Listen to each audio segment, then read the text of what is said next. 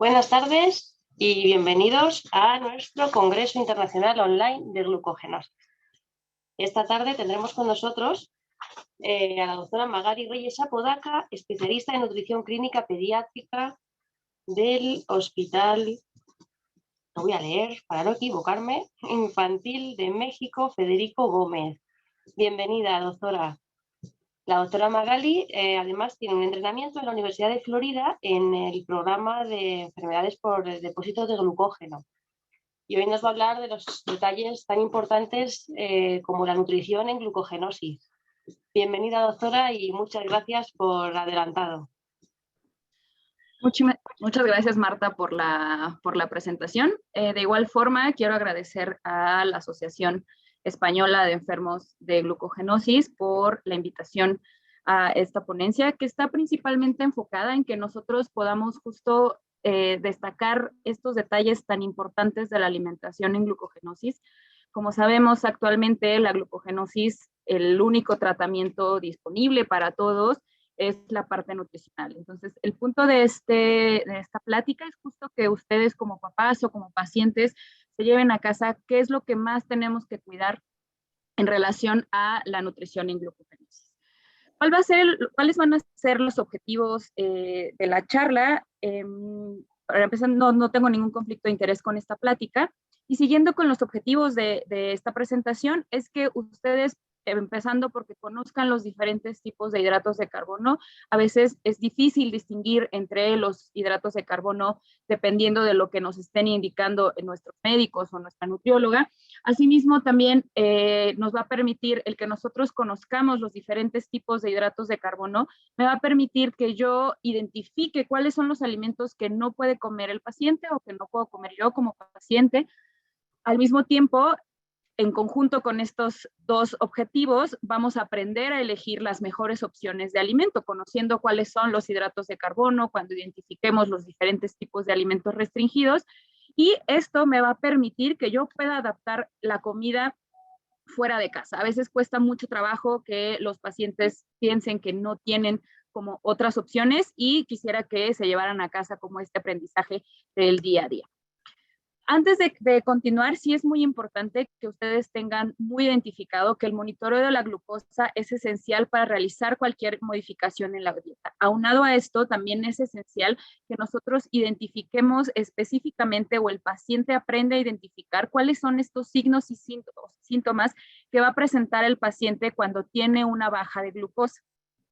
Esto me va a permitir que yo pueda de manera dinámica saber, por ejemplo, que cuando el paciente come patatas va a tener un incremento mayor de glucosa, o si come arroz a lo mejor no puede ser suficiente la cantidad. Entonces sí es muy importante que el monitoreo de glucosa vaya de la mano en conjunto a cualquier modificación de la dieta, esto como de manera esencial. Y en el caso de los niños con glucogenosis tipo 3, también el monitoreo de las cetonas que ustedes tienen de manera pues disponible mejor que nosotros, sí es importante que también vaya de la mano con cualquier alimentación, cualquier modificación en la alimentación. Ahora bien, es importante también que nosotros conozcamos cuáles son las principales fuentes de glucosa. Si nosotros conocemos de dónde viene esta glucosa con la que funciona nuestro cuerpo de manera rutinaria y para funciones básicas, nos va a permitir entender un poco mejor el porqué de las indicaciones de la dieta. El primer punto para que nosotros obtengamos glucosa, que puede ser como combustible, como si le echaran gasolina a su coche, es la de fuente exógena. Esto significa que es lo que yo como o lo que yo consumo durante todo el día, y esto me va a permitir que la glucosa suba a un nivel regulado. El segundo paso es la glucogenólisis, que esto significa que mi cuerpo va a sacar del hígado las reservas de glucógeno para hacer la conversión a glucosa. Como seguramente nos van a explicar en las siguientes pláticas o ya explicaron en alguna plática, los niños con glucogenosis no pueden hacer este paso, y específicamente los niños con glucogenosis tipo 3 se brincan totalmente este paso porque no pueden sacar ese glucógeno del hígado para poder producir esta glucosa. ¿Qué es lo que pasa? Que se van directamente al paso 3, que el paso 3 es sacar glucosa del músculo o de la grasa y convertirlo en energía. No obstante, el que haya estimulación o que se hayan prendido, por así decirlo, estos dos pasos para la obtención de glucosa, tiene otras complicaciones y tiene otros, digamos que resultados que al final son lo que se ve reflejado en el control metabólico de nuestro paciente. Teniendo esto en cuenta, hay que saber distinguir entonces lo que yo voy a comer como el primer paso y tengo que distinguir cuáles son los hidratos de carbono. Se clasifican en dos partes. El primero son los hidratos de carbono simples y los hidratos de carbono complejos. La diferencia es que bioquímicamente estos hidratos de carbono están compuestos ya sea como si ustedes tuvieran, como se ve en la imagen aquí, círculos hacia alrededor. Los hidratos de carbono están así y lo único que hacen es absorberse de manera más rápida. Algunos, el principal es la glucosa, que la glucosa es como un circulito azul que se va a absorber de manera muy rápida, y posteriormente tenemos algunos compuestos por dos moléculas, ya sea de glucosa o galactosa, y que sería, por ejemplo, la sacarosa y la lactosa. Estos también se absorben de manera muy rápida, por eso también se clasifican como hidratos de carbono. En la parte de los hidratos de carbono complejos, tenemos aquellos en los que son absorción lenta. El que más conocemos, o que ustedes más conocen como pacientes con glucogenosis, es el almidón. Los almidones es como si nosotros juntáramos estas bolitas de glucosa y las pegamos todas para que se haga como una cadena. Esta cadena, digamos que tarda más tiempo en irse cortando, y eso es lo que hace que se libere de manera más prolongada la cantidad de azúcar que contienen estos hidratos de carbono. Ahora bien, hay que aprender a identificarlos, y el paciente tiene que tener muy claro cuáles son los hidratos de carbono simples y cuáles son los complejos. Esto me va a permitir entonces hacer mis elecciones. Como sabemos, a los niños con glucogenosis pues no se le permite comer azúcares o jugos o algún tipo de dulces, y se prefiere y se promueve que consuman hidratos de carbono complejos como pues la maicena o derivados de maíz o patatas o algún tipo de pan, para que esto ayude y favorezca a que justo esta liberación de la que yo hablaba anteriormente sea de manera paulatina. Y es importante tener en cuenta también que los hidratos de carbono complejos se van a afectar por los procesos de cocción. Cuando yo cocino un alimento, por ejemplo, una papa o la pasta, y la cozo más del tiempo que está indicado o la sobrecocino, esto va a hacer que la cantidad de almidón se empiece a liberar de manera más, como se empiece a romper de manera más rápida, y entonces lo que yo voy a tener es una mayor cantidad de hidratos de carbono en estos procesos de cocción. No significa que se va a duplicar o que va a ser muchísimo más, sino que digamos que se simplifica o hacemos el trabajo que debería de hacer a nivel digestivo. Por eso también la parte en la que se recomienda y se tiene que consumir la maicena cruda y a temperatura ambiente, o de preferencia con agua fría. Otro de los hidratos de carbono que hay que tener también en consideración es la fibra. Tenemos dos tipos de fibra que pueden tener diferentes efectos en la salud intestinal. Actualmente tiene como un punto muy importante en la parte del balance de la microbiota, y eso es esencial también para los niños con glucogenosis. Es que nosotros tenemos que identificarlas. Estas dos fibras pueden estar en cualquier tipo de alimentos. Sin embargo, para los pacientes con glucogenosis hay que destacar que esta fibra no se va a absorber. Entonces, esto nos va a permitir que el conteo de hidratos de carbono sea un poquito diferente. Entonces, ¿cuáles son las ventajas o el enfoque que tenemos que tener en la fibra en los niños con glucogenosis? Es que me va a permitir que entre mayor cantidad de fibra tenga un alimento, la absorción de los hidratos de carbono va a ser más lenta. ¿Por qué? Porque va a tener mayor cantidad de fibra, y esto me va a ayudar a evitar que haya picos de glucosa o que se absorba muy rápido, y eso al mismo tiempo estimule una producción de insulina, que vamos a ver más adelante cómo funciona eso. Teniendo en cuenta ya que tenemos estos tres tipos de hidratos de carbono identificados, los hidratos de carbono simples y los hidratos de carbono complejos, hay que proseguir a la parte de los azúcares. Está muy establecido, sobre todo en los pacientes con glucogenosis tipo 1, que no pueden comer alimentos con lactosa, fructosa, sacarosa y un azúcar alcohólico que se llama sorbitol. En el caso de los niños con glucogenosis tipo 3, en algunos centros les permiten consumir lactosa en situaciones específicas. Por ejemplo, Se habla de que puede ser una buena fuente de proteínas, sin embargo, también hay que tener en cuenta que son azúcares simples. Por eso es vigilar los hidratos de carbono y hay opciones vegetales que son como leches vegetales como la leche de soya o la leche de almendras que no tienen azúcar añadida y que pueden ser también una buena opción. El punto de las restricciones de estos tipos de azúcares es evitar que se acumulen en el hígado, lo que normalmente conocemos como el acúmulo de glucógeno, que es lo que provoca que incremente el tamaño del hígado en los niños con glucogenosis.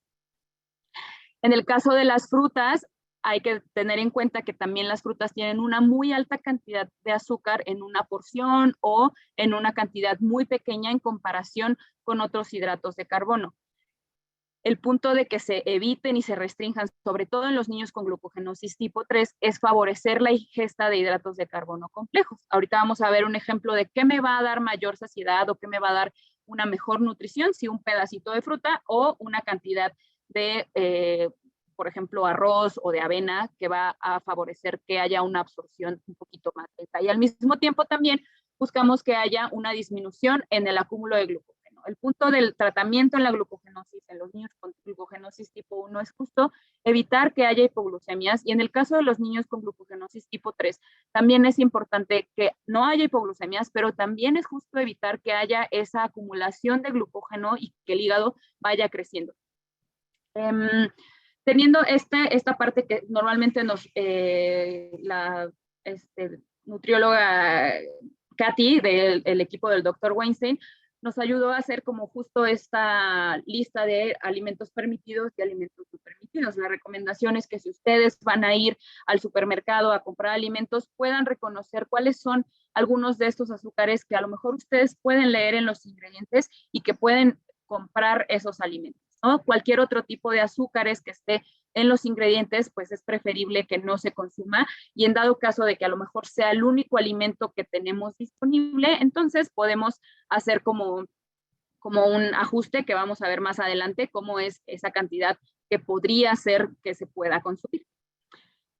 Justo la recomendación que hace el equipo del Connecticut Children's es que la cantidad de azúcar por un tiempo de comida, hablando por ejemplo de un desayuno, de una comida o incluso de una cena, sea menos de 5 gramos de azúcar por tiempo de comida. Esos son los azúcares incluidos de manera general. Si ustedes ven una etiqueta, la mayoría de los alimentos tienen azúcar, incluso algunas verduras tienen un cierto porcentaje de azúcar muy, muy, muy pequeño, y otros alimentos también tienen un mayor grado, dependiendo sobre todo si son alimentos industrializados. También la recomendación es que la cantidad o combinación de fructosa y galactosa por un tiempo de comida sea menos de 2.5%. Perdón, 2.5 gramos. Y esto va de la mano también con que a veces, por ejemplo, la cantidad de azúcar que puede contener, no sé, un vaso de leche o alguno de otro de estos alimentos, sí es importante vigilarla y tenerla en cuenta, sobre todo porque a veces los papás tienen muchas dudas respecto a la cantidad o si pueden o no darles leche a los niños, sobre todo a los niños tipo 3. En el caso de los niños con glucogenosis tipo 1, la recomendación estricta en el caso de si quieren tomar leche son estas bebidas vegetales, que como les mencioné, que pueden ser de soya o de almendras, que no contengan azúcar como tal. También otra de las recomendaciones es que si los pacientes tienen más de 85 miligramos sobre decilitro de glucosa, un snack puede no ser necesario. Si tenemos este control y a lo mejor el niño tiene una actividad en el colegio o en algún otro momento, puede tener un snack únicamente con proteína sin que sea necesario que se agregue el hidrato de carbono que regularmente se maneja como un snack extra cuando hay una baja de glucosa. Otro de los hidratos de carbono que hay que destacar, si bien este es parte como de un manejo médico y siempre va de la mano con cualquier modificación que haga por parte de su equipo tratante, es el uso del glyphosate, que también a veces me han comentado que tienen un poco de dudas respecto a esto, ¿no?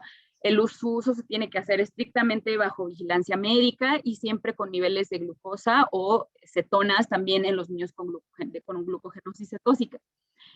La dosis inicial y lo que se recomienda es que si nosotros juntemos 2 dosis de almidón de maíz, por ejemplo, si mi paciente toma 40 gramos de maicena, una toma de glyphosate va a ser de 80 gramos, ¿no? Hay que tener como esta vigilancia para ver qué tanto tiempo dura mi paciente. Algunos pueden durar 5 horas nada más, otros pueden durar 6, algunos 7, y muy pocos llegan a las 8 horas del tiempo de ayuno prolongado. Entonces sí es importante hacerlo bajo vigilancia y de la mano con su equipo médico. Asimismo, si nosotros queremos hacer un incremento o cualquier cambio en la dosis, les repito que tiene que ser bajo vigilancia médica. La edad que se recomienda, ya sea para en Estados Unidos, es para mayores de 2 años, y en Europa, que sería en el caso de ustedes, está aprobado para niños de más de 5 años.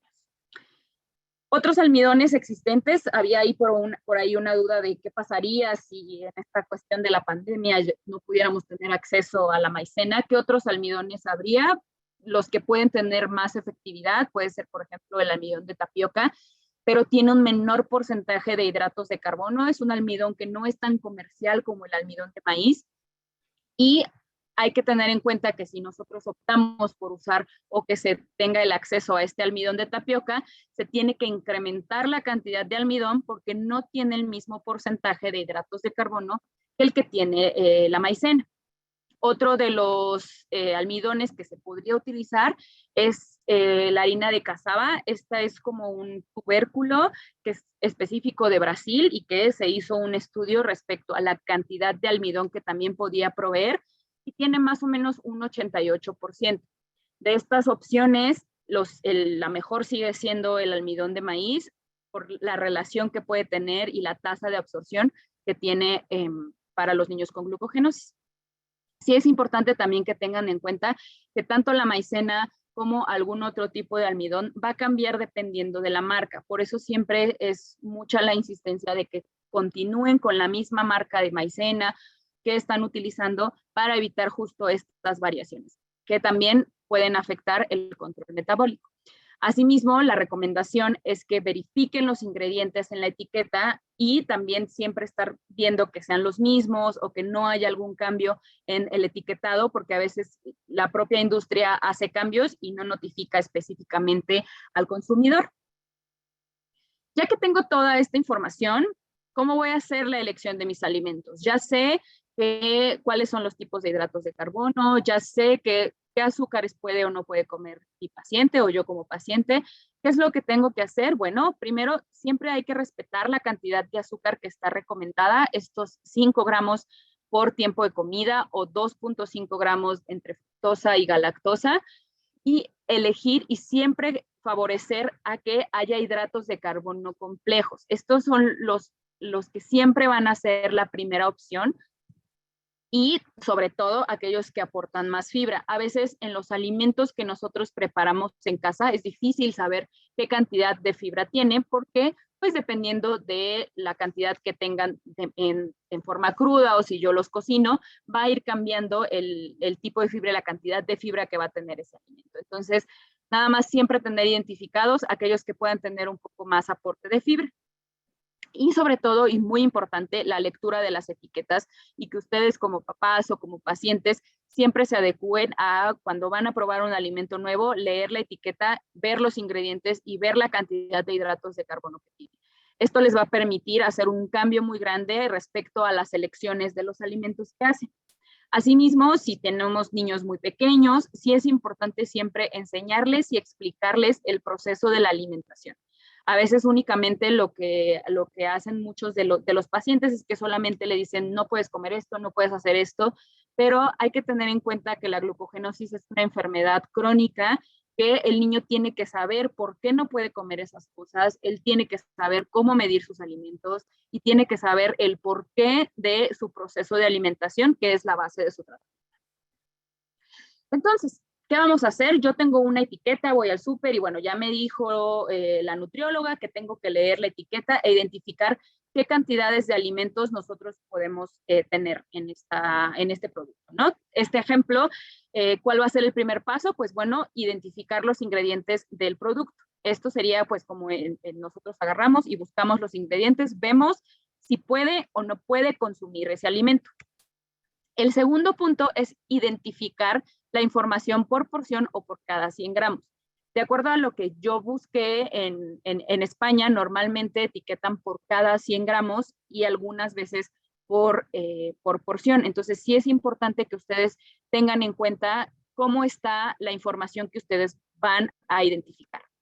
Por ejemplo, en este caso tenemos los 100 gramos de este producto, que si nosotros buscamos ya tenemos 100 gramos o por porción. Ya tengo identificadas los 2 puntos que tengo que leer en mi etiqueta.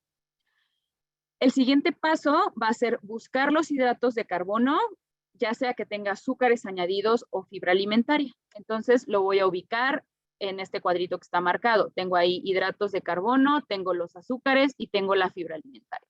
¿Cuál es la información de este producto? Que tiene 79 gramos de hidratos de carbono por cada 100 gramos, de los cuales 15 gramos es de azúcar y 3.1 gramos es de fibra alimentaria. Ya tengo identificado que es una parte de lo más esencial que nosotros tenemos que leer en una etiqueta. Y finalmente, en el caso de los niños con glucogenosis tipo 3, sí es muy importante que identifiquen la cantidad de proteínas que tiene este producto, que está como en la parte de abajo de la fibra alimentaria. Ahora, teniendo, por ejemplo, esta parte, ¿cómo voy a yo saber qué cantidad de hidratos de carbono le está dando ese producto que yo elegí para mi paciente? Punto número 1, vamos a identificar justo los ingredientes que tiene este alimento. Como podemos ver, hay ahí jarabe de glucosa, jarabe de fructosa, azúcar, que son alimentos que probablemente no pueda consumir nuestro paciente.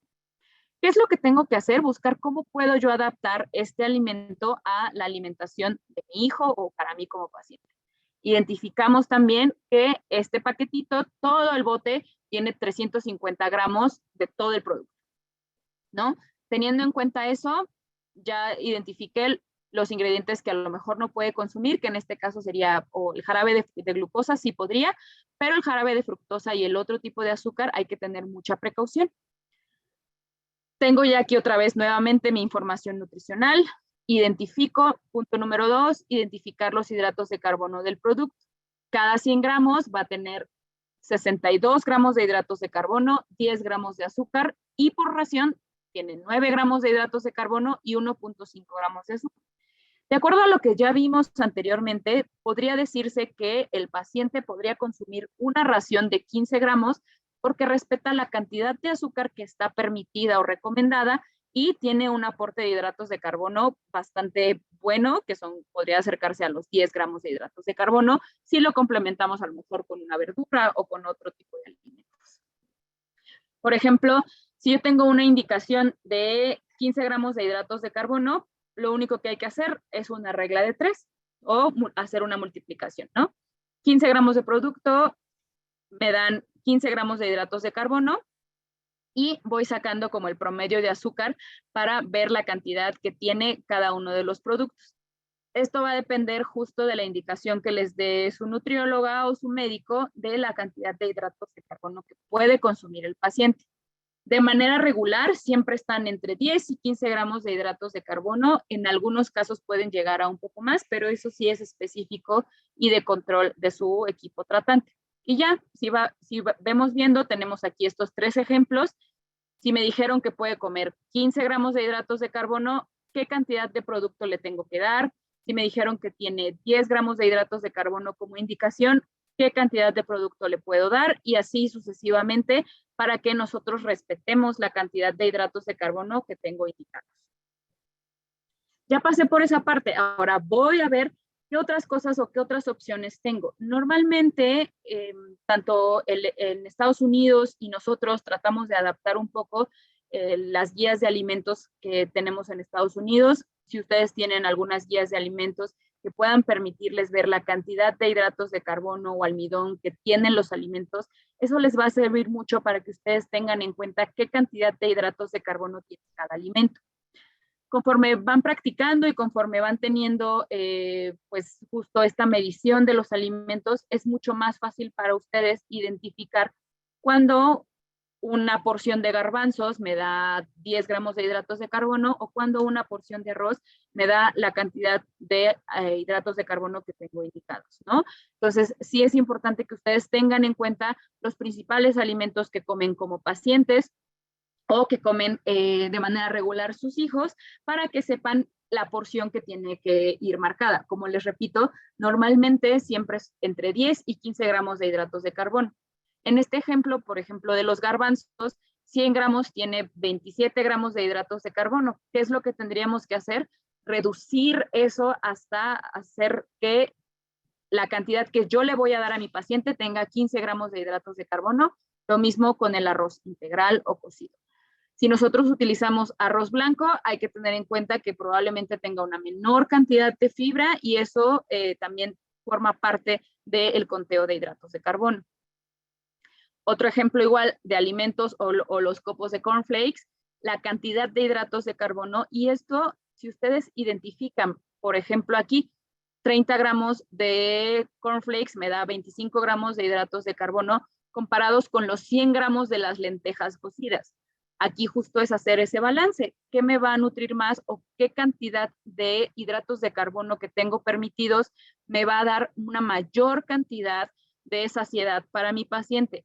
Y hay que recordar, por ejemplo, aquí que en el caso de, como vimos al principio, aquellos alimentos que tienen mayor cantidad de fibra me van a permitir tener unos niveles de glucosa más estables porque justo la absorción es mucho más lenta. Ahora, vamos al ejemplo de las frutas. A veces tienen mucho la inquietud los pacientes, sobre todo los pacientes con glucogenosis tipo 3, de que muchos de sus médicos les dicen que sí pueden comer frutas bajo la premisa de que pueden metabolizarlas. Si bien esto es cierto, también hay que tener en cuenta que los niños, el objetivo del tratamiento del niño o del paciente adulto con glucogenosis es disminuir la cantidad de azúcares simples. ¿Cómo voy a hacer esto? Tengo aquí dos ejemplos de cuáles son las frutas y qué cantidad de azúcar tienen. Creo que de manera regular, tanto la nutrióloga del Dr. Weinstein como en los congresos anteriores les han mencionado que a veces se pueden comer cierta cantidad de frutas. Si ustedes ven la comparación entre 100 gramos de frutas y 100 gramos de mango, la cantidad de azúcar casi se triplica en comparación a esta proporción. Y el número que puede comer es mucho mayor. Por ejemplo, si yo decidiera que mi hijo tiene mucho antojo de comerse un mango, de cualquier manera, la cantidad de hidratos de carbono puede ser que cumpla con las características que me dijeron, 15 gramos de hidratos de carbono. Sin embargo, la cantidad de azúcar que tiene el mango no me permite que yo le dé 100 gramos de mango. Entonces, ¿qué es lo que voy a hacer? Siempre hay que sumar la cantidad de azúcar que tiene, y en este caso esto es mucho más específico y aquí se pueden apoyar de su equipo de nutrición, porque hay que sumar la fructosa que tiene la sacarosa. La sacarosa está compuesta por glucosa y fructosa. Eso hace que sea la sacarosa. Entonces siempre es mitad y mitad. Entonces, si me dicen que tiene 0.5 o 0.47 gramos de sacarosa, de esa cantidad, la mitad es de fructosa. Entonces, si tenemos en cuenta que son 2.5 gramos de fructosa por cada tiempo de comida, hay que sacar cuánta cantidad de fructosa tiene, ¿no? Esto es mucho más complicado y puede ser muy tedioso, sobre todo si queremos hacer como cosas un poco más ágiles. Pero les repito, esto les puede ayudar mucho a sus pacientes cuando tienen a su equipo de nutrición detrás de ustedes. Entonces, ¿qué es lo que tengo que hacer? Ya hago la sumatoria de manera fácil, tiene 2.8 gramos de fructosa. Esto no lo puede consumir siguiendo la recomendación del equipo de Yukon. Entonces, ¿qué es lo que hago? Pues hago una regla de 3 o una conversión para ver la cantidad de fructosa, por ejemplo, que me pueden dar 6 piezas. En el caso de 6 piezas, que son 75 gramos, aquí mi recomendación, en dado caso de que quisieran darle un aporte de fruta, sería que pesen los alimentos, porque no es lo mismo, hay fresas que una sola fresa pesa 75 gramos y eso no quiere decir que le puedo dar 6 fresas de ese tamaño, ¿no? Entonces, por eso es muy importante que en el caso de estas opciones de fruta, ustedes tengan en cuenta la cantidad que le pueden dar. Mi recomendación es que no se las den a menos de que de verdad el paciente ya no pueda con el antojo y tenga muchas ganas de comerlo. ¿Por qué? Porque la cantidad de azúcar que tiene es mayor y no va a tener el mismo efecto y digamos que se van a gastar los hidratos de carbono de ese tiempo de comida. En el caso del mango, por ejemplo, pues la cantidad que tiene es muy alta. Una porción de 100 gramos tiene 8 gramos de fructosa. Para nada podría ser una opción. si yo hago una conversión, se bajaría hasta 30 gramos de mango, lo que probablemente pudiera ser una opción para mi paciente. Sin embargo, pues la cantidad de mangos, si ustedes se fijan, es una punta muy pequeña y entonces, ¿qué es lo que pasa? Yo sacrifico los otros hidratos de carbono complejos y se compromete la parte de la estabilidad de la glucosa. Y en el caso de los niños con glucogenosis tipo 1, ellos no metabolizan la fructosa, por lo tanto, esto no sería una opción para nada para ellos. Y considerando esto, también tienen un menor aporte de calorías porque pues son porciones muy pequeñas las que le podemos dar. Siguiendo otro ejemplo muy parecido, sacamos el conteo de hidratos de carbono del melón o del kiwi y vemos la cantidad de azúcar. Aquí abajo está la dirección donde están estas especificaciones de alimentos y entonces siempre hay que tener en cuenta el azúcar y la cantidad de fructosa que me tiene que dar esa porción, ¿no? Hacemos siempre una conversión y vemos que las cantidades en ambos, en cualquiera de los dos tipos de frutas, es muy baja. Si nosotros recordamos que casi los 100 gramos de lentejas me dan muchas calorías y me dan fibra y me dan un muy bajo aporte de fruta, la mejor opción siempre es elegir los hidratos de carbono complejos, ¿no? O sea, estos porcentajes y estos pedacitos que puede comer de mango, la verdad es que ya sea de mango, de kiwi o de alguna otra fruta, son muy pequeños en comparación al beneficio que le pueden dar. Siguiendo con el resto, por ejemplo, lo que hacemos nosotros aquí en México es que hacemos algo que sea fácil para los pacientes, ¿no? Esto pueden hacerlo ya sea por cada 100 gramos o pueden hacerlo reducido a la cantidad de hidratos de carbono. ¿Y qué es lo que hacemos? Ponemos la cantidad, el peso y la cantidad de hidratos de carbono que tienen. En ocasiones también hay algunos alimentos que a lo mejor son dependiendo de la región y no los tenemos en cuenta y ahí nos ayudan mucho los pacientes a identificar el tipo de alimentos. Lo que hacemos es darles la opción de que puedan pesar los alimentos o de que tengan una medida ya sea en cucharadas, tazas, cucharaditas o piezas pequeñas, pero sí el pesar los alimentos, la verdad es que para nosotros ha hecho una diferencia muy grande en el control metabólico de los pacientes. Y quisiera recordarles en esta parte que los procesos de cocción, sobre todo, por ejemplo, de la papa o la pasta o del arroz, van a cambiar la cantidad de azúcar o de hidratos de carbono que pueden contener y esto va a hacer que la descomposición del almidón sea mayor, por lo que puede afectar justo esto que a veces nos hablan del índice glucémico. Entre más cocción puede haber mayor índice glucémico. Sin embargo, el índice glucémico está un poco más de la mano con la cantidad de fibra que pueden contener los alimentos.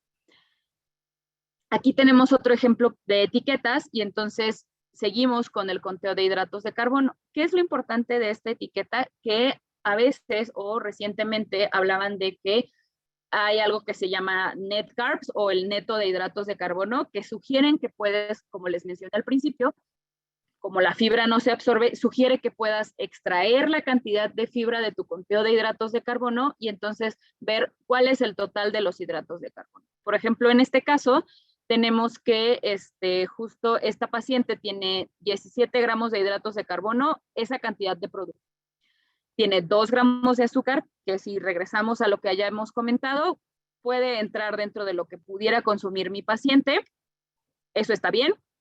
La fibra alimentaria es 1.8 gramos, que pues es algo aceptable. Y entonces, si yo quito o resto esa cantidad de fibra alimentaria, me va a quedar 15.2 gramos de hidratos de carbono como net carbs. Esto va a depender del tipo de alimento que ustedes escojan y también de la presentación. Entre más integrales estén los alimentos, pues mayor contenido de fibra y entonces el contenido total de los hidratos de carbono o estos net carbs va a ser muchísimo menor y a lo mejor también les va a permitir darles un poquito más de la cantidad que está, o sea, para llegar a su meta objetivo de hidratos de carbono del día. Esto sí es como un poco más especializado, no especializado, pero es un poco más enfocado sobre todo a productos industrializados. Como les mencioné, de repente los productos que preparamos en casa es un poco más difícil, sobre todo por los procesos de cocción, etcétera, pero cuando tienen opciones industrializadas, sobre todo, les repito, con alimentos más integrales, Esto va a favorecer que el conteo de hidratos de carbono o que las porciones puedan incrementarse. Entonces, ya teniendo toda esa información, ¿de qué depende el control de glucosa? Sabemos que depende totalmente del aporte de hidratos de carbono que recibe el paciente. Sabemos que la entrada de la glucosa a la célula, que es lo que hace que funcione de manera regular el ser humano, casi todos los procesos requieren glucosa, sobre todo los procesos del cerebro, tienen como llavecitas. Entonces, ¿qué es lo que hago? Yo tengo una llave de insulina que va a hacer que se abra, que va a hacer que entre a la célula una bolita de glucosa. Y entonces eso va a ir permitiendo que haya un buen control. Si hay muchas llaves y hay poquita glucosa, entonces hay una hipoglucemia. Si hay muchas llaves y muchas glucosas y poquitas llaves, entonces va a haber lo que se conoce como una resistencia a la insulina. Pero bueno, el punto de esto es que ustedes identifiquen que eso va de la mano. Si yo tengo un aporte alto de hidratos de carbono, entonces también voy a tener una estimulación más alta de glucosa y eso va a generar que el paciente probablemente no tenga un buen control. Esto es un poco la base de cómo el paciente tiene que tener de manera constante, pero en pocas cantidades, un aporte de hidratos de carbono. Esto me va a permitir que justo estos procesos que están asociados al incremento o disminución de hidratos de glucosa en sangre vayan de manera correcta. Aquí quiero destacar que en el caso de los niños con glucogenosis hay un bloqueo justo en esta parte de estos ciclos en los que ellos pueden producir glucosa y compensar esta parte, ¿no? La insulina siempre va a estimular que haya una bajada de glucosa, pero también va a estimular a que haya una formación de glucógeno. Y lo que no queremos justo también es que haya esa acumulación de glucógeno en el hígado. De la mano a eso, hay otros puntos que el hecho de que la insulina esté ahí presente va a hacer que se liberen o que se bloqueen algunas vías metabólicas. De manera simple, estos esquemas donde están estas cruces, va a haber, digamos que vías alternas que va a hacer lo que se produzcan los cuerpos cetónicos o que haya triglicéridos y colesterol, y que es lo que siempre estamos buscando, que estén bien regulados en los niños con glucogenosis. Igual también tiene justo esta estimulación de la insulina y liberación de glucosa, va de la mano justo con estos picos de glucosa y de insulina, y que también está correlacionado con el que se utilice almidón de maíz y no se utilice otro alimento para regular la parte del control de glucosa en los niños con glucogenosis. Si nosotros damos un aporte muy alto de hidratos de carbono, entonces lo que vamos a hacer es estimular la insulina, estimular acúmulo de glucógeno y al mismo tiempo promover justo esta montaña rusa de glucosa que les han mencionado en muchos congresos, que es lo que evita el control metabólico de los niños con glucogenosis y que a veces hace más complicado su manejo. Siguiendo con la parte del control de la glucosa, ¿cómo funciona esta parte del ayuno en los niños con glucogenosis? El primer punto, como lo vimos al principio, es que van a sacar, digamos, que de las reservas del hígado van a sacar la parte para producir glucosa. Los niños con glucogenosis con ningún tipo de glucogenosis pueden sacar de esta parte. Y si vemos, pues más o menos son 4 horas en las que tiene esta oportunidad de hacer esta ruptura de glucógeno. Este primer paso en verde un poquito más claro, lo hace el almidón de maíz. Y lo que nosotros queremos evitar con el tratamiento con los niños es justo que llegue a este cruce, a este tercer paso, donde se cruza el inicio de la gluconeogénesis, que es la ruptura del músculo o de las grasas, y evitar sobre todo la cetosis en los pacientes, ¿no? Esto es importante porque lo que buscamos es que esta degradación se evite totalmente con el aporte de maicena y proteína o únicamente de maicena. Y les mencionaba justo, estas 4 o 6 horas va a iniciar la degradación del músculo y al final la producción de cuerpos cetónicos, que no es lo que queremos. También hay un ejemplo de cómo funcionan los alimentos en el caso de una persona normal, y también esto puede aplicar a los niños con glucogenosis, siendo el tiempo, si nosotros vemos, los hidratos de carbono son los que tienen un mayor impacto en la regulación de glucosa y en los niveles de glucosa comparado con el pico en el cual la proteína puede tener un efecto y, por ejemplo, la grasa es ya como lo último, ¿no? Entonces, estos alimentos en conjunto te van a ayudar justo a regular mis niveles de glucosa y es por eso que se busca que los hidratos de carbono sean la base para recuperar de una hipoglucemia y la proteína es justo este punto que queremos aquí, justo en este cruce de la glucogenólisis y la gluconeogénesis que buscamos justo evitar para que no haya una degradación del músculo. Entonces, ya tengo la parte de los hidratos de carbono. Sabemos que a los niños con glucogenosis tipo 3 se les recomienda que haya un alto contenido de proteínas. Entonces, este incremento de proteínas es más o menos entre 3 o 4 gramos por kilo. Van a ver ustedes con muchos de las referencias para un paciente pediátrico, esta cantidad de proteína es muy, muy alta y es muy difícil que la cubran únicamente con la dieta regular. Vamos a poner un ejemplo para que ustedes sepan el por qué se tiene que utilizar un suplemento de proteína.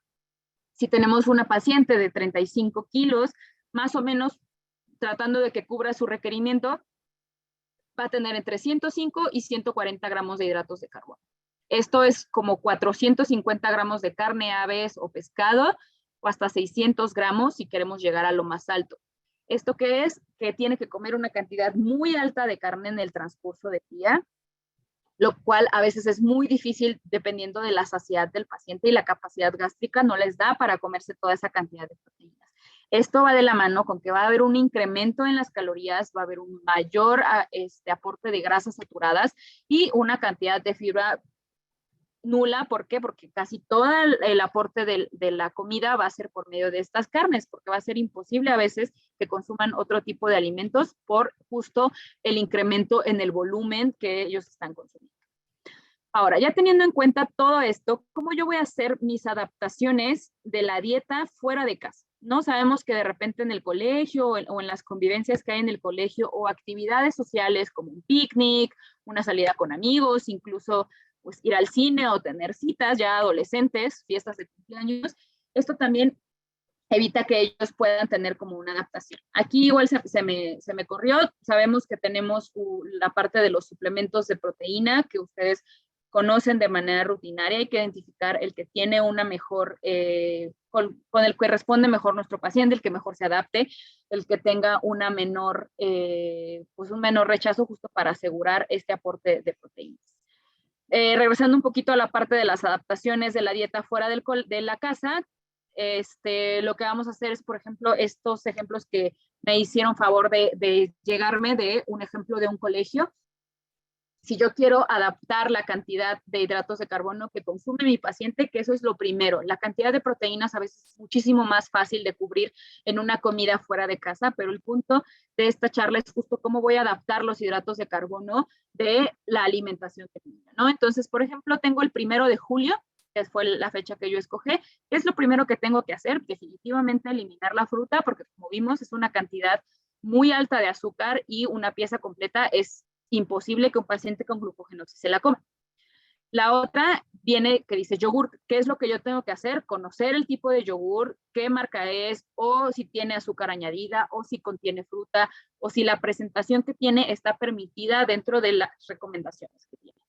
Aquí este ejemplo de menú, la verdad es que está muy bien hecho porque tiene la cantidad de hidratos de carbono que tiene. Entonces, ¿cómo yo lo voy a elegir? Justo conociendo cuáles son las marcas y cuáles son las presentaciones que están haciendo en este tiempo de alimentación, ¿no? A lo mejor el yogur que puede tener desde 4 gramos, pero hasta 28 gramos de hidratos de carbono y la rebanada de pan, ¿no? También incluye ahí la parte del bacalao con tomate, que a veces si tiene mucha cantidad, pues sí nos va a dar un aporte mayor de hidratos de carbono, ¿no? Pero esencialmente tenemos que identificar aquellos alimentos que me dan mayor cantidad de hidratos de carbono y aquí como recomendación, pues a lo mejor que haya verduras crudas para incrementar la cantidad de fibra y que haya una mayor saciedad del paciente. Otro ejemplo sería escogiendo, por ejemplo, el 9 de julio, lo mismo, conocer la cantidad de azúcar añadida que tiene el tipo de yogur que tiene esta presentación, Ya identificamos los hidratos de carbono, que en este caso para esta fecha son 71 gramos de hidratos de carbono. Eso incluye que hay muchísimos alimentos en este menú que me van a dar un aporte alto de hidratos de carbono que implican que yo como paciente o yo como papá conozca cómo están preparados y qué cantidad mi hijo o yo puedo consumir de manera rutinaria. Esto sí es parte en la que se tienen que estar comunicando con la escuela. Y si ustedes hacen el ejercicio en casa de ver cuánto da, por ejemplo, un poco de fideos o la rebanada de pan, ustedes pueden de manera visual ver más o menos cuánto pueden o no pueden comer, porque es imposible que carguen una báscula todo el tiempo, que todo el tiempo estén pesando alimentos. De manera general, a lo mejor si yo veo mi plato, puede verse de esta manera como está este gráfico, ¿no? Que tiene un aporte de verduras que principalmente, les repito, tienen que ser verduras crudas o cocidas muy al dente. Tiene que tener un aporte alto o bastante amplio de carnes o productos de origen animal. Y la cantidad de hidratos de carbono es muy, muy, muy pequeña en comparación con las otras que se tienen en el plato, ¿no? Se recomienda que el orden en el cual se puedan comer los alimentos es que primero se coman las verduras, luego las carnes y hasta el final los hidratos de carbono, ¿no? Y dependiendo del el tipo de proteínas puede cambiar más o menos cantidad lo que se puede consumir. Aquí lo importante y el mensaje que se tienen que llevar es que se tienen que cuidar los hidratos de carbono de la alimentación. Si estoy fuera de casa, entonces, ¿cómo voy a medir la cantidad de hidratos de carbono? Hay dos opciones. La primera es que, por ejemplo, ustedes puedan utilizar sus manos para las verduras y las hortalizas. Si yo agarro mis dos manos y las junto, esa cantidad, lo que quepa en mis dos manos sería la cantidad de verduras que yo puedo consumir.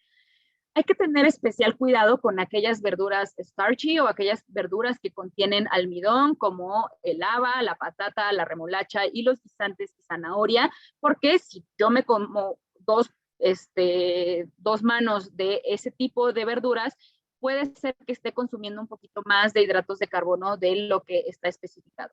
Y en el caso de los cereales, tubérculos y legumbres, sí es importante y es muy poquita la cantidad. Si yo no tengo forma de medirlo y es un alimento nuevo o no conozco, dos dedos sería el aproximado entre 30 y 50 gramos de hidratos de producto, que me puede dar menos de 10 gramos o hasta 15 gramos de hidratos de carbono, dependiendo de la presentación y la cocción, ¿no? Es una cantidad muy, muy, muy pequeñita que sí es importante siempre tener en cuenta y a lo mejor puede ayudarnos a salvar justo ese aporte, ¿no? Digamos que me quiero ir a comer al Kentucky Fried Chicken y entonces vamos con la familia y pedimos un bucket de 9 piezas, ¿no? Normalmente los restaurantes de comida rápida tienen la información nutricional de sus productos colgados en su página web o incluso en el restaurante los pueden pegar y ahí viene la cantidad, dependiendo de lo que usted pida, ustedes pidan, viene la cantidad de hidratos de carbono, grasas, proteínas, etcétera, ¿no? Entonces, aquí en esta parte, por ejemplo, una de las piezas de pollo con el rebozado que trae de manera regular el Kentucky, tiene más o menos 270 calorías, 21 gramos de proteína y 10 gramos de hidratos de carbono. Estos gramos de hidratos de carbono únicamente son del rebozado del pollo. Entonces, si yo le quito el rebozado al pollo, pues probablemente a lo mejor quite esos 10 gramos de hidratos de carbono, no al 100%, pero sí puedo quitar una parte, ¿no? Pero si les gusta el rebozado, entonces hay que tener en cuenta que son más o menos 10 gramos de hidratos de carbono ese pan ahí frito empanizado. Si quiero comer puré o si quiero comer algunas patatas, hay que tener en cuenta que tanto el puré como las patatas fritas tienen un aporte muy alto de hidratos de carbono que a veces me va a ser imposible que mi paciente consuma cualquiera de estos tres productos en conjunto. Entonces, ahí implica que ustedes tienen que enseñar o ustedes como pacientes tienen que aprender a elegir qué es lo que quiero. Quiero unas patatas, quiero un poco de puré o quiero el bucket y a lo mejor la pieza de pollo y le puedo quitar el rebozado y comer un poco de papas o le quito el rebozado y como un poco de puré con gravy.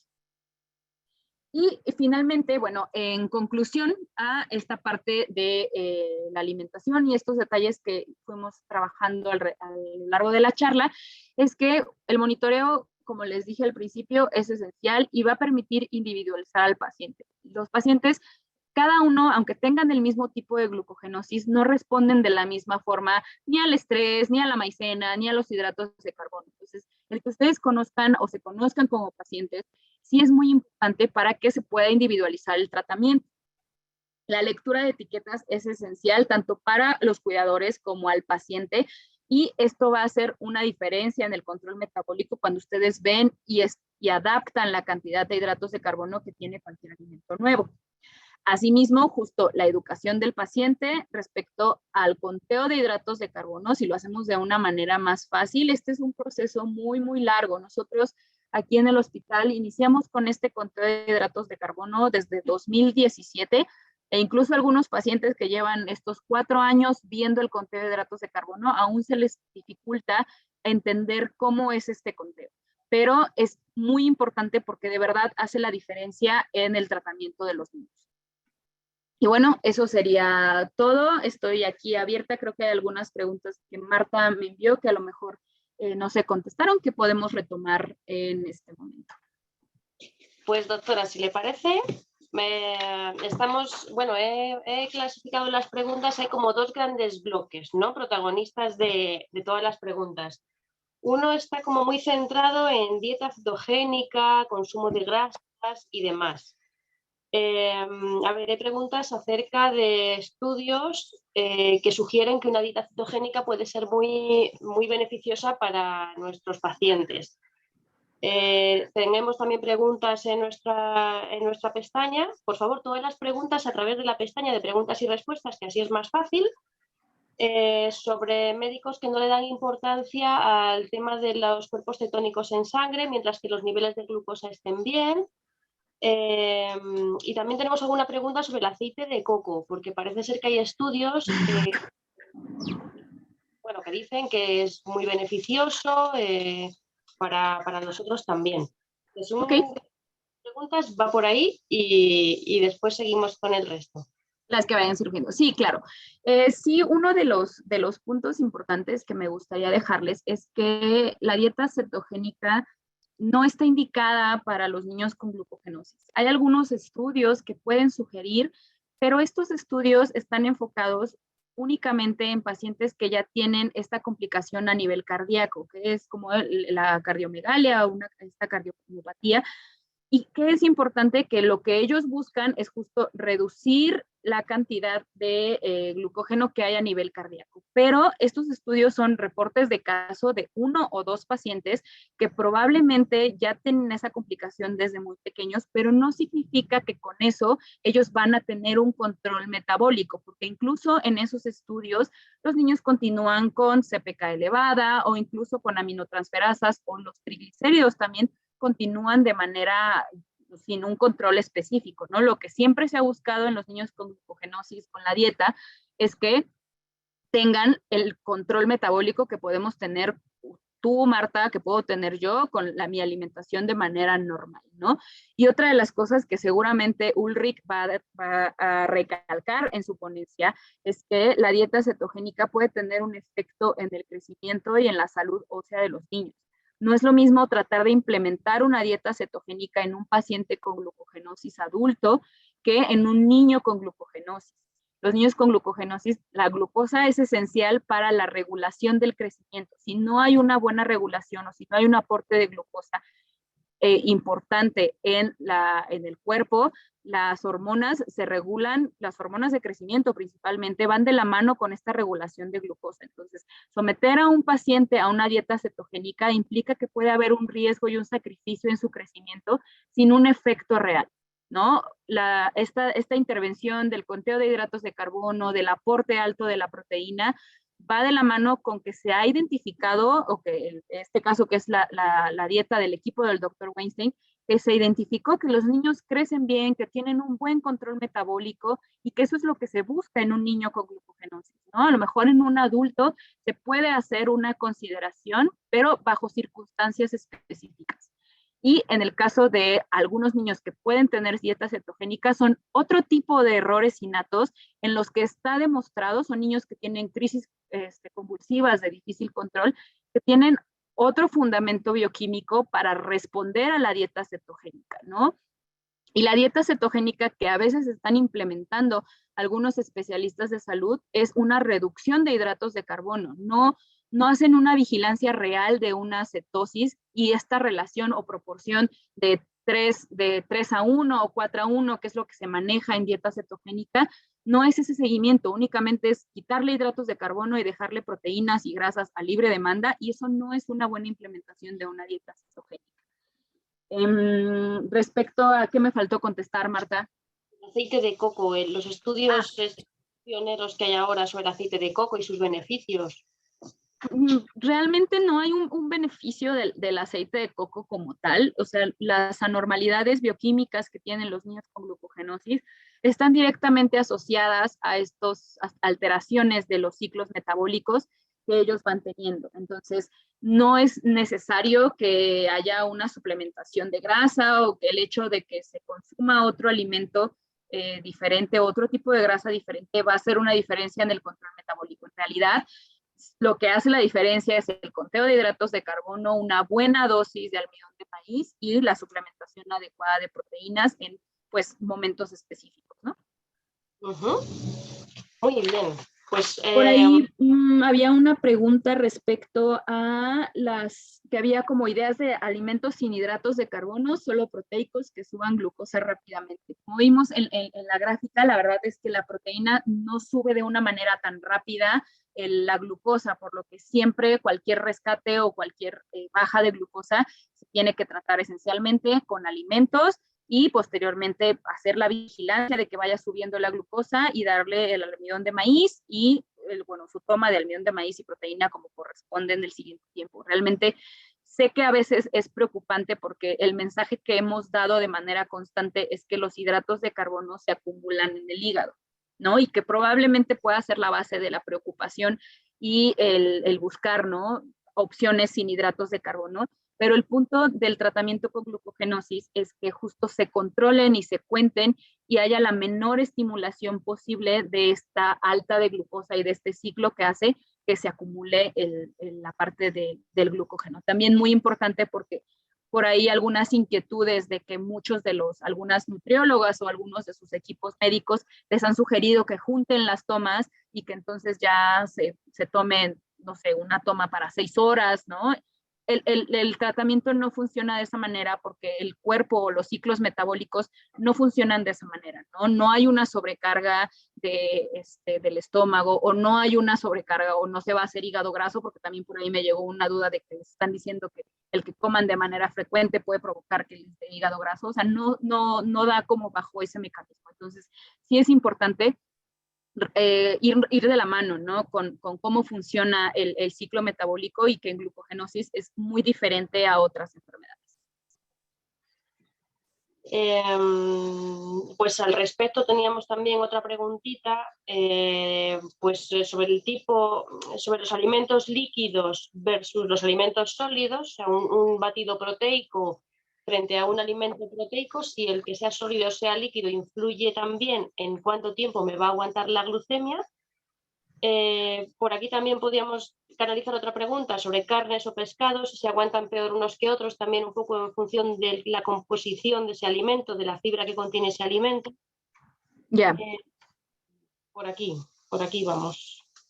Ya, sí, no necesariamente el hecho de que vaya líquido o que la administración sea más rápida cambia la parte del metabolismo. A lo mejor puede cambiar por la composición de las proteínas. Hay algunas proteínas que se absorben más o menos rápido, pero eso no tiene nada que ver con los alimentos sólidos o la presentación, ¿no? O sea, hablando como de péptidos de proteína, que son presentaciones médicas específicas en fórmulas o hidrolizados de proteína, que también eso sería lo único que podría modificar un poco la absorción, pero el efecto como tal en la glucosa no se modifica por la absorción o la digestión que vaya a tener la proteína como tal, ¿no? Siempre cumple como el tiempo especificado, y al final la proteína ayuda, más que a subir la glucosa, va a ayudar a que esté protegida la parte del desgaste muscular que se da en estos niños cuando no tienen la suplementación de proteína de manera adecuada. ¿no? Y lo mismo con las carnes o con los pescados, ¿no? O sea, realmente el aporte que puedan tener estos productos, pues no van a cambiar el efecto que pueda haber, ¿no? Muy bien, tenemos otra pregunta. Sí, sí. Si hay que administrar hidratos de carbono en las comidas siempre, si sí o si no, respetando siempre la cantidad a la que debemos respetar, pero si es necesario que se aporten siempre estos hidratos, o luego como toman la maicena después, de alguna forma esa maicena cubre las necesidades del cuerpo de cara al hidrato de carbono. Ya, justo, sí, o sea, una de las recomendaciones que recientemente modificó el equipo del doctor, bueno, el equipo de Yukon, fue que cuando los pacientes, no sé, de repente les ponemos como horarios establecidos o a lo mejor cuando están en el colegio, que puedan monitorearse la glucosa y si la glucosa está por arriba de 85, no se recomienda que haya un snack como tal, ¿no? A lo mejor por cuestiones de socialización o cosas así, que pueda comer un snack únicamente con proteína, no va a tener un efecto tan grande como el que va a tener si yo le doy un snack con hidratos de carbono, ¿no? O sea, la sugerencia es ese punto de corte de 85 para arriba. Sin embargo, pues también hay que vigilar, ¿no? Nosotros siempre tratamos de cuadrar los snacks con las maicenas, ¿no? Por ejemplo, si le toca a las 8 de la mañana, hacemos que desayune 8 de la mañana y después se tome su maicena a 8:45 y de ahí partimos a que vaya teniendo cada 4 horas justo para evitar que haya le doy o no le doy el snack, ¿no? De esa manera, pues hemos logrado que nuestros niños se adapten muchísimo más fácil a esos horarios, porque a veces lo que muchas veces yo he notado que algunas colegas hacen es adaptar los horarios del niño, que también eso es importante, pero a veces el adaptar los horarios del niño justo mete estas dudas y estas complicaciones de en qué momento le puedo o no dar el snack. Nos hablan del índice glucémico, la importancia del índice glucémico a la hora de calcular los hidratos. También tenemos por ahí una preguntita sobre la fibra, de la que nos ha hablado en su ponencia. Ahora voy a leer concretamente la pregunta para no... me dicen que es un poco, Lande Contreras nos dice que es un poco confuso lo de sustraer la fibra según como sean las etiquetas de composición nutricional, porque en algunas de las etiquetas sí que está muy detallada el apartado de la fibra dentro del conteo, pero en otras la dejan fuera. Entonces, Claro. nos pregunta si siempre hay que sustraer la fibra sea como sea la etiqueta o si ya está fuera del conteo neto de hidratos y la fibra parte... Ya, sí, no, esta práctica la hacen mucho en Estados Unidos porque el etiquetado es muy claro por, digamos, que orden de gobierno, ¿no? Hay algunos países también aquí en México no hacen justo este detallado del etiquetado. Mi recomendación sería que cuando no tienen clara cómo viene la etiqueta, cuenten los hidratos de carbono como el total de hidratos de carbono. Este net carb o esta sustracción de la fibra que se está recomendando no viene especificado en la etiqueta. Entonces, nosotros cuando quisiéramos hacer este ejercicio, tomamos el total de los hidratos de carbono y vemos si viene desglosada la cantidad de fibra dietaria. Si viene desglosada la cantidad de fibra dietaria, entonces le resto eso al total de hidratos de carbono. Y eso ya me va a dar, digamos que el neto que puedo darle a mi paciente. Y si no viene detallada la fibra dietaria, yo no restaría de manera aleatoria una cantidad porque va a ser algo incorrecto, ¿no? Sí tiene que estar especificado en la etiqueta. Si no está especificado en la etiqueta, se hace el conteo de manera normal. Muy bien. La importancia del índice glucémico es... El índice glucémico. Sí, el índice glucémico se usa principalmente para pacientes con diabetes. Es a veces muy difícil estimar estrictamente el índice glucémico porque depende de muchas cosas, de la preparación, la cocción o los ingredientes propios que traiga el alimento. Sí es importante preferirlos, pero como tal, no se ha sugerido o no hay un estudio que nos diga que tenemos que fijarnos en el índice glucémico. Normalmente, las cantidades de hidratos de carbono que pueden consumir los niños con glucogenosis no se ve un efecto real del índice glucémico. Por ejemplo, Los niños con glucogenosis normalmente llegan máximo a 20 gramos de hidratos de carbono y hay algunos pacientes diabéticos que llegan hasta 45 o 60 gramos de hidratos de carbono y ahí sí se va a ver un efecto del índice glucémico como tal, ¿no? Pero aún así, todas las determinaciones de índice glucémico son muy aleatorias también, o sea, agarraron a tantos pacientes, les dieron de comer y vieron cómo les subía la glucosa. O sea, realmente no consideraron otros factores, como en el caso que es muy importante, a lo mejor las preparaciones, la cocción o la mezcla de otros alimentos, o si tiene más o menor fibra, que eso también va a influir en la respuesta del índice glucémico como tal. Muy bien, pues tenemos aquí una preguntita, ya voy a pasar ahí a la batería de preguntas, ya un poco más de otros temas. Me pregunta Alexandra Trinidad Robles, nos dice que las glucemias ideales sabemos que tienen que estar por debajo de 100-120, pero ¿cuánto tiempo más o menos después de haber tomado la maicena? Porque claro, después de cenar o de comer y de tomar la maicena nos suben un poquito. ¿Cuánto tiempo después de haber tomado la maicena tienen que mantenerse por debajo de 100-120? Pues es que la recomendación es justo que se mantengan, obviamente no todo el tiempo en 100, 120, sino que siempre oscilen entre esos dos puntos, entre 70 y 100, 120 máximo, ¿no? ¿Por qué? Porque el punto es que la glucosa oscile, es como si tuviéramos una carretera, ¿no? Y siempre tiene que ir en el mismo carril. Si yo me salgo del carril, puedo provocar un accidente, por ponerlo de manera más fácil, ¿no? Puede ser que cuando inicie el paciente a comer y se tome la maicena tenga 80 y posteriormente vaya subiendo hasta 90, 100, 110 y después vaya bajando paulatinamente otra vez hasta 80, ¿no? En ningún momento se va a mantener en 100 todo el tiempo y en ningún momento buscamos que el paciente pase de 120 o 130 porque eso ya implica estas respuestas que vimos de la insulina y del acúmulo de glucógeno. Entonces, no se trata de que todo el tiempo se esté midiendo la glucosa, sino sí saber que antes de que vaya a comer, pues no tenga 130. Y si tiene 130, ¿qué es lo que tenemos que hacer? Verificar cómo está comiendo o si la dosis de maicena está bien, o a lo mejor que pasé de hidratos de carbono y entonces probablemente puedo espaciar un poquito la toma de maicena para justo evitar que tenga un pico de glucosa más alto, ¿no? Pero sí va de la mano justo con que ustedes hagan bien el conteo de hidratos de carbono, con el conocimiento de cómo funciona el paciente con diferentes tipos de alimentos, porque si bien podemos tener en cuenta la fibra, el tipo de hidratos de carbono o la cocción, pero el paciente puede responder diferente con un alimento u otro, ¿no? Entonces, por eso sí es importante el conteo. Normalmente el conteo, como es estricto y la cantidad de hidratos de carbono, te repito, es muy poquita, no tendríamos que tener una respuesta de hiperglicemia. La recomendación es que siempre se mantenga ahí y vaya bajando paulatinamente hasta que siempre esté dentro de niveles normales. Muy bien, tenemos por aquí también una pregunta acerca del consumo de agua. Nos decía Carlos, nos preguntaba por alguna fórmula para saber cuánta agua debe consumir un niño. En su caso, nos habla de glucogenosis tipo 4, pero podríamos hacer extensivo a todas las glucogenosis. ¿Hay una fórmula para saber cuánta agua debe consumir un niño o en función, no sé, de su peso, no sé? Sí, hay fórmulas específicas en función del peso del paciente.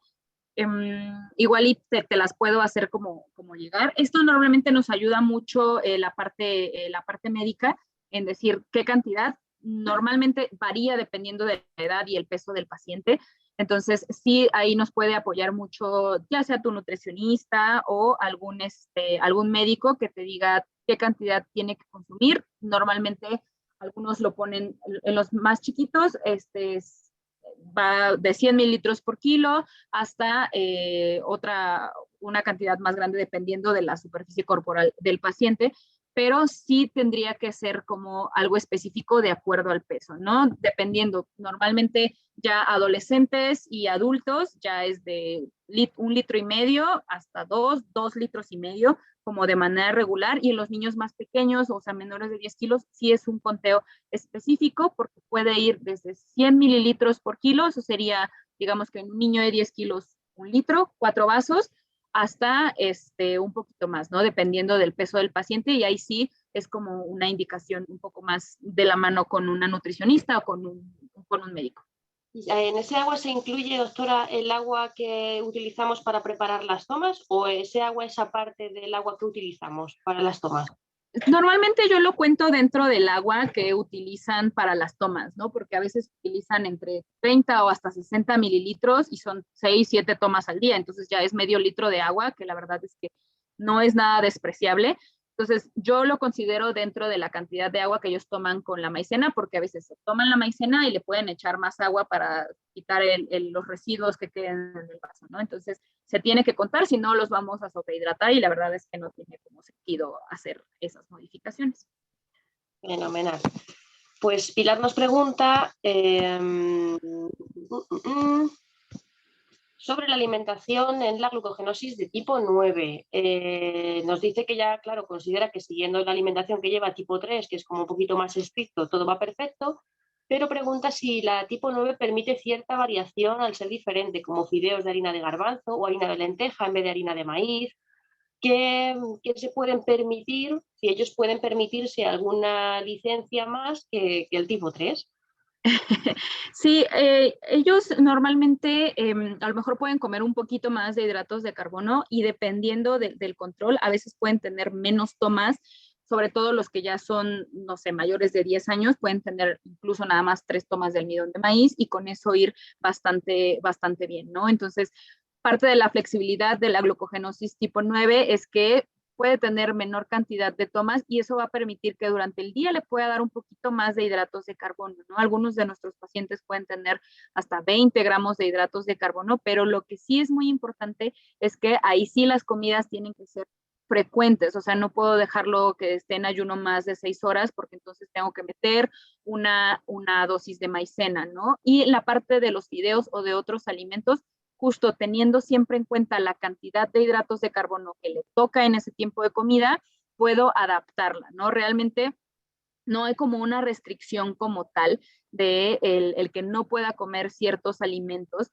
sino simplemente sí identificar la cantidad de hidratos de carbono que están consumiendo, ¿no? Incluso también ellos tienen de repente esta cantidad mayor de hidratos de carbono que pudieran consumir, va de la mano con que a lo mejor puedan comernos un poquito de leche o de repente se les antoje un piquito de fruta, pero siempre tener conciencia de que a lo mejor estoy sacrificando el volumen o calorías o saciedad por darle un antojo que tenga el paciente. Tenemos dos preguntas muy parecidas relacionadas con el carbohidrato de absorción rápida. Por una parte, nos preguntan si para recuperar una hipoglucemia es mejor un carbohidrato rápido, tipo patatas o azúcar. Y por otra parte, nos preguntan si las harinas blancas se consideran carbohidratos de absorción rápida. La parte digamos que el rescate de los hidratos de carbono va a depender del contexto en el que esté ese rescate, ¿no? Si es una hipoglucemia sintomática, sí se recomienda que el paciente tenga un rescate de absorción rápida, pero no un azúcar o azúcar de mesa como tal, ¿no? La recomendación para este rescate es que se utilice glucosa. No sé si ustedes tienen disponible estos sticks o tabletas de glucosa, que sería como la primera opción. Y si no tuvieran en ese caso, pues también pueden acceder al uso de maltodextrina, que esto también es glucosa, digamos que más junta, pero se absorbe de manera más rápida al ser únicamente glucosa. Entonces, cuando tenemos una glucosa sintomática, normalmente, o una glucosa por abajo de 54 miligramos sobre decilitro, se recomienda hacer un rescate con glucosa o maltodextrinas de forma rápida. Si tenemos a lo mejor una glucosa por ahí de 65, no sé, 68, y que el paciente por ahí tiene algún síntoma como un mareo, un dolorcito de cabeza, se le puede dar un hidrato de carbono complejo, a lo mejor una galleta, un stick de un palito o algún otro tipo de alimento como un arroz o algo así, que no sea necesario que utilicemos un azúcar simple. Y respecto a, recuérdame cuál era la otra pregunta, Marta, por favor. Sobre los carbohidratos de absorción rápida, por las harinas blancas. Lo de las harinas refinadas. Sí, las harinas refinadas se considerarían a lo mejor un hidrato de carbono simple. Entonces, Sí, la recomendación es que se prefieran alimentos integrales, pero si vamos a utilizar harinas blancas para algún tipo de preparación, hay que ver como la composición del resto de la preparación para ver si por ahí tiene un aporte de fibra, ¿no? Entonces, las harinas sí, no, a lo mejor no pueden tener tanto aporte de fibra, pero hay que recordar que están hechas con o son, tienen almidón, ¿no? Entonces, el almidón también en un porcentaje, en un 50 o un 40%, dependiendo qué tan refinada esté la harina, puede disminuir el almidón y a lo mejor puede hacer que se absorba más rápido. Pero en comparación a cómo se absorbe la glucosa o la maltodextrina o incluso el azúcar de las frutas, no es comparable. Sigue siendo más lento en comparación con azúcares simples. A lo mejor no tan lento como el almidón de maíz, pero no tan rápido como las frutas. Tenemos dos preguntas también parecidas de Diana Carolina y de Augusto Trejos. Nos preguntan si el alimento se debe pesar cocido o crudo y si varía la cantidad de hidratos de carbono cocido y crudo. En el caso de, sí, sí varía la cantidad de alimentos crudos o cocidos. De hecho, las tablas o las especificaciones sí están marcadas las diferencias, ¿no? Normalmente las leguminosas o los cereales en forma cruda tienen un mayor aporte de fibra y eso hace que a lo mejor pueda yo consumir un poquito más porque tiene un poquito más de fibra. Y cuando están cocidos o sobrecocidos, esa fibra, digamos, que se descompone y se empiezan a hacer como estos almidones y eso va a incrementar la cantidad de hidratos de carbono que tiene y disminuir la cantidad que yo puedo consumir. Normalmente, si ustedes tienen como este listado o estas diferenciaciones entre cocido y crudo, van a notar que hay una diferencia muy grande y esto se ve sobre todo en las diferencias, sobre todo en verduras o por ejemplo en la patata, ¿no? La patata entre menos cocida va a tener como un poquito menos de hidratos de carbono si la comparamos con la que va frita o la que va de manera hervida como muy constante.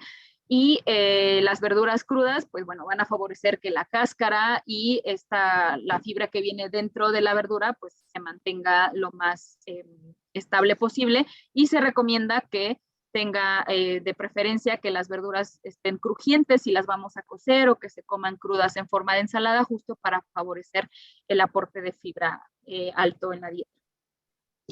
Muy bien. Vamos igual a unificar un par de preguntas también similares, sí, de Pilar y de Nelly. Nelly nos pregunta por un alimento, por la tortilla, Pilar nos pregunta por alimentos que ocasionalmente, pues dulces, bollería y demás, que pudiesen consumirse siempre que no superasen los hidratos de carbono que podemos tomar por comida. ¿Es posible que coman todo tipo de alimentos, como hemos visto un poquito, siguiendo el conteo, o hay alimentos que es mejor no tomar?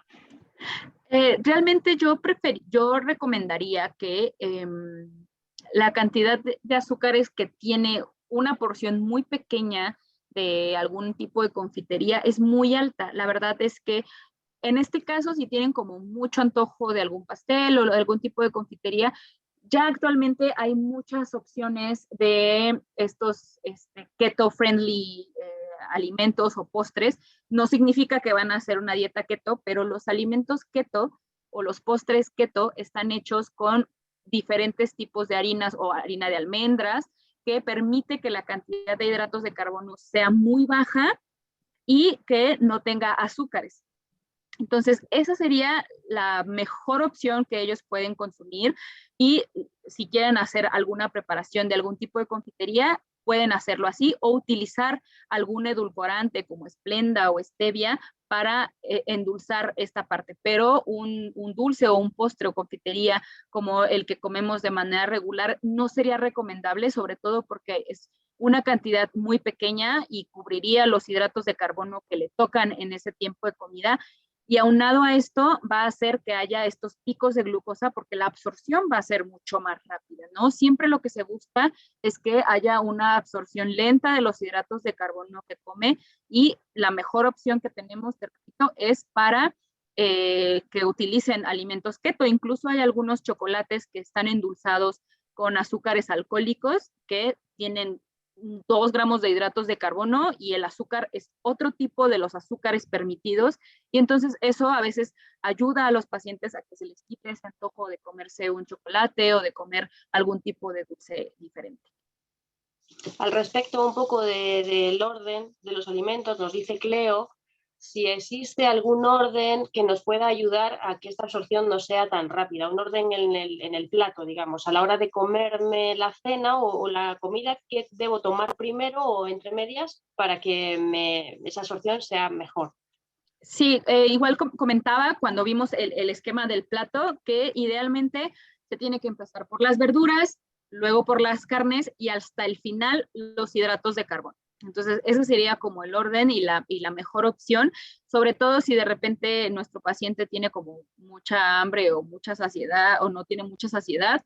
Casi siempre les encanta comerse los hidratos de carbono al principio, pero siempre la recomendación es iniciar por las verduras, carne y hasta el final los hidratos de carbono. Y en caso de que se lleguen a quedar con hambre, yo siempre, pues digamos que les regalo la carta de que pueden comer un poquito más de verduras o hasta un poquito más de carne, ¿no? Ya si ya comieron más verduras y más carne y todavía quieren hidratos de carbono, ya no creo que sea hambre como tal, a lo mejor ya nada más es antojo de querer seguir comiendo. Vamos a ir con las últimas preguntas para no alargar mucho. Aprovecho para decir a todos nuestros participantes, si les han quedado preguntas por responder, nos las pueden hacer llegar a través del correo electrónico y las transferiremos a la doctora Magali. A ver, la pregunta, ya conocemos todo esto, sabemos ya mucho, hacemos todo, cumplimos nuestros horarios de maicena, de proteína, el conteo de hidratos, pero nuestras analíticas mes tras mes o año tras año no mejoran llamativamente. El paciente está bien, todo está muy controlado, pero sus transaminasas se mantienen un poquito altas, sus colesterol se mantiene un poquito alto, triglicéridos un poquito altos, PPK un poquito alta. El paciente hace una vida normal, su alimentación está controlada, sus suplementos también, pero esta analítica no entra en valores normales, digamos. ¿Qué se considera normal o hasta qué edad se considera normal que esto sea así? ¿O la analítica debería ser normal sí o sí? Sí, justo en el caso de los niños con tipo 3, a veces es muy difícil llegar justo a valores normales y es como muy complicado porque a veces nosotros podemos pensar que el paciente está de manera regular haciendo toda la dieta bien, etcétera, pero a veces, no sé, un día corrió más o un día cambió de actividad física, se salió de la rutina y a veces no tenemos en cuenta que esos pequeños momentos en los que el paciente cambia de actividad o incluso tenemos por ahí una pacientita que llegan sus días de exámenes o finales y la verdad es que se estresa y cambia totalmente el control de glucosa que ella tiene. También si no tenemos en cuenta los periodos de crecimiento o incluso se refirió en algún momento que la parte de la menstruación en las niñas puede también fluctuar estos controles de glucosa, puede ser como un reflejo, ¿no? Normalmente el colesterol y el triglicérido, cuando los vemos elevados en las analíticas, es porque hay algo que se está sobreestimulando en la parte del control de la glucosa. Puede ser que el momento en el que nosotros verificamos la glucosa no sea el óptimo para ver realmente cómo es el control. Por eso Nerea siempre les recomienda que sea como un control de 24 horas y tiene que ser lo más en la vida normal posible, porque a veces lo hacemos el fin de semana, cuando no hace ninguna otra actividad, cuando no está en el colegio, y entonces eso puede tener como puede haber una diferencia entre los resultados que nosotros tengamos. Mi recomendación en ese caso sería que sí tienen que hacer como un ejercicio un poco más profundo con su médico, porque a veces ustedes hacen todo bien y a veces nosotros no hacemos todo bien. Entonces sí sería a lo mejor checar la dosis, verificar si ya subió de peso, cuánto tiempo tiene que no le han modificado la cantidad de proteína o cuánto tiempo tiene que no le han modificado la dosis de maicena. A veces 5 gramos de maicena en una toma hace la diferencia en el control metabólico. Sí se espera realmente que los niños con glucogenosis tengan niveles normales en laboratorios, pero a veces eso es como, digamos que un sueño un poco inalcanzable, ¿no? Entonces, sí está bien buscar el objetivo y entre mejor control metabólico tengan, es muchísimo más importante, pero también la parte en la que el paciente está creciendo bien, el paciente no tiene síntomas de hipoglucemia. Si cubrimos toda esa parte, a veces el control metabólico tarda un poquito, unos 6 meses, un año. Incluso nosotros tenemos algunos pacientes que llevan 2, 3 años y que no se normalizan, pero no empeoran, ¿no? A lo mejor no normalizar, pero no estar peor. Eso sería para mí más importante que a lo mejor buscar siempre estar con una CPK por abajo de 200 o las aminotransferasas a niveles de un paciente normal. Eso es lo que nos suele pasar a nosotros con nuestros pacientes, es exactamente eso, no empeora ninguno, están todos muy bien, muchos llevan el medidor continuo de glucosa, con lo cual estamos monitorizando que sus glucosas no hacen cosas raras, no suben mucho ni bajan mucho, pero no terminan de tener unas analíticas normalizadas. Entonces, ya no sabíamos si es porque está en crecimiento y tenemos que esperar a que sean un poco más mayores para que todo se normalice, o si la analítica debería ser normal aunque se encuentren en periodo de crecimiento. Claro, y también es importante identificar que estos periodos de crecimiento pues también tienen que estar adecuadamente suplementados, ¿no? A veces decimos está en crecimiento, es normal que esté en su control metabólico un poquito diferente, pero esa no sería la vía que yo tomaría, ¿no? Sería cuestión de ver qué cambios le tengo que hacer si sé que está en crecimiento. A lo mejor le tengo que poner un poquito más de proteína o le tengo que poner un poquito más de almidón de maíz y eso va en conjunto con su monitoreo continuo de 24 horas, como Nerea les ha dicho, y la analítica, ¿no? Ver esto está pasando y qué es lo que podemos hacer más adelante, ¿no? A veces pensamos que una glucosa por ahí de 72 o 74 no está mal, pero hay que recordar que a veces los glucómetros tienen más o menos medición y puede ser que se nos esté pasando una hipoglucemia, sobre todo cuando los niños están en crecimiento o hacen actividad física. Muy bien, voy a echar un vistacito a ver qué tenemos más por aquí. Bueno, nos preguntan si se puede dar en un mismo plato arroz y patatas o suben los niveles de carbohidratos. Yo creo que ya está un poco respondida esta pregunta, ¿verdad? Con el tema de antes. Sí, del conteo, sí, claro. Nos pregunta Diana Carolina, en caso de que se derrame parte de la maicena, ¿cómo puede hacer para reponer la toma? O sea, si mientras que toman la maicena se les cae, ¿qué hay que hacer en ese caso? Bueno, es que eso es súper complicado porque pues al final es la dilución como tal, ¿no?